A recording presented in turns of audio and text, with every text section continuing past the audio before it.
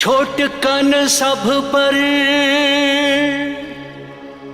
ई अत्याचार किए, इनका सब लेल कटु व्यवहार किए। अही पहाड़ी से अही जंगल से एक दिन हमर राजा लौटत जे समूचा संसार के बतैत कि हम सब अछूत नहीं छी। गढ़लन सबके एक ही चाक पर ईश्वर, तखन छोट अछोपक विचार किए।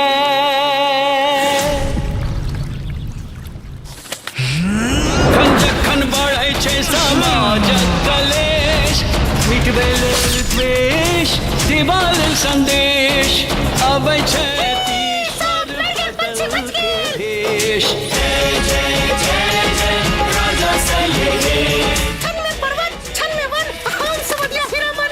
अरे हम तो कतेको बरख से के जंगल में देख रहल छी। अरे पहले तो हमरा सब के लागल कि दोसर मनुष्य जकां हमर जंगल और जानवर के तबाह करे के योजना में छी।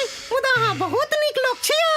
सर्वगुण संपन्न छथि योद्धा वीर महान, सुंदर सुशील बलशाली, अद्भुत हुनकर शान।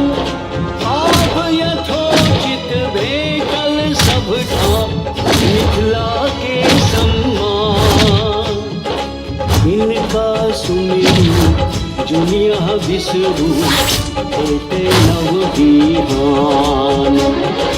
रहत न जग में अब कोनो अन्याय शेष, रहत न जग में अब कोनो